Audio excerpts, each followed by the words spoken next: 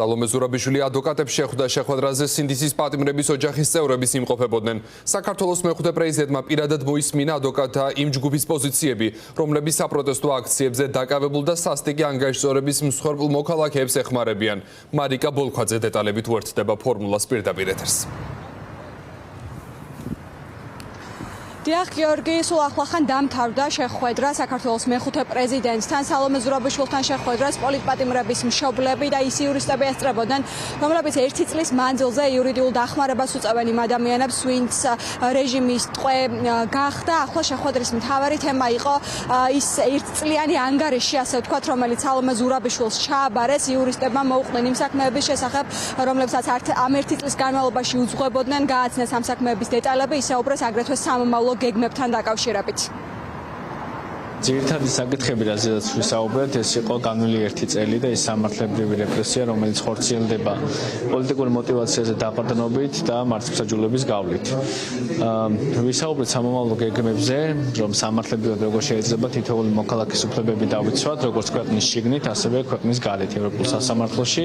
მიუხედავად იმისა, რომ ძალიან დიდია რაოდენობა იმ ადამიანების, რომლის უფლებებიც ბოლო პერიოდში შეიზღუდა და საკმაოდ მცირე რაოდენობა ადვოკატების, რომლებიც იცავენ უსასყიდლოდ პრობონოდ ამ ადამიანების უფლებებს. თუმცა ვაპირებთ, რომ კიდევ უფრო გავაფართოვოთ ჩვენი სამართლებრივი დახმარების ფორმატი, მათ შორის ადვოკატების რაოდენობა და შევეცდებით, რომ როგორც ქვეყნის შიგნით, ასევე მის გარეთ დავიცვათ თითოეული მოქალაქის უფლებები. ჩვენთვის მშობლებისთვის ასეთი შეხვედრები არის ძალიან მნიშვნელოვანი. იმიტომ რომ ჩვენი ყოფა ფაქტიურად განაჩენის რეჟიმშია, განაჩენის, რომელიც გამოგვიტანა ოცნება. ის რომ ჩვენი შვილები არიან იზოლირებული, ეს განაჩენია ჩვენთვისაც, რა თქმა უნდა. ამ შეხვედრის ძალიან კმაყოფილი ვართ, იმიტომ რომ ფაქტიურად ლაპარაკი იყო იმ წელზე, რომლებმაც ჩვენ წაგვართვა ცხოვრების 1 წელიწადი და შეიძლება უფრო მეტიც და იმედი გვაქვს, რომ აი ასეთი ჯგუფი ადვოკატების, რომელიც მათ გვერდით არის, ყოველთვის იქნებიან ჩვენთან ერთად. ის რაც მოვისმინეთ არის შესანიშნავი, შთამბეჭდავი და მასშტაბური სამუშაოები აქვს ჩატარებული ნამდვილად. ასობით საქმე, უამრავი საქმე სტრასბურგისთვის გაგზავნილი და უამრავი საქმე მზადდება სტრასბურგისთვის. უაღრესად საჭირო საქმე კეთდება და რომ არა მათი ესეთი თავდადებული მხარდაჭერა ძალიან გაგვიჭირდებოდა პოლიტპატიმრების, სინდისის პატიმრების ოჯახებს, ადვოკატების მოძიება, მათი მობილიზება, ჩართვა და ასე შემდეგ. შეხვედრის დასასრულს სალომე ზურაბიშვილმა აგრეთვე ილაპარაკა იმ პოლიტიკური ალტერნატივის შესახებ, რომელიც ახლა უნდა შეიქმნას. მისი აზრით მნიშვნელოვანია ამ პლატფორმის მაქსიმალურად გაფართოება, აქედან გამომდინარე შესაძლოა და ის როგორც ჩვენ მივხვდით აპირებს, რომ გარდა იმისა, რომ ამ პოლიტიკური ალტერნატივის წევრები იქნებიან პოლიტიკური პარტიები, მათი ლიდერები, ახლა სალომე ზურაბიშვილის თქმით აუცილებელია, რომ პოლიტიკური ალტერნატივის ნაწილიც გახდნენ, ასე ვთქვათ, ის ადამიანები, ვინც ყოველდღიურად რუსთაველის გამზირზე დგანან აპროტესტებენ, მათ შორის პოლიტპატიმრების მშობლებიც და იურისტებიც, რომლებიც ახლა პოლიტპატიმრების საქმეებს სასამართლოებში უძღვებიან.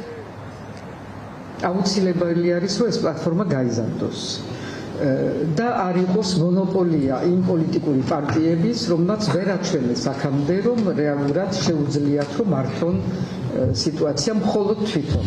დღეს გაჩნდა საზოგადოებაში სხვა წონის აქცენტები და საზოგადოებაში პროტესტი არის, პატიმრები და მათი ოჯახები და სხვადასხვა წრეები, რომლებიც შეიძლება აქტივისტები არ არიან და ქუჩაში არ დგანან ყოველდღე, მაგრამ რომელიც შთებიან როგორც ადამიანები და ჯგუფები, რომელსაც თუნდაც იურისტების ჯგუფი და ასე შემდეგ.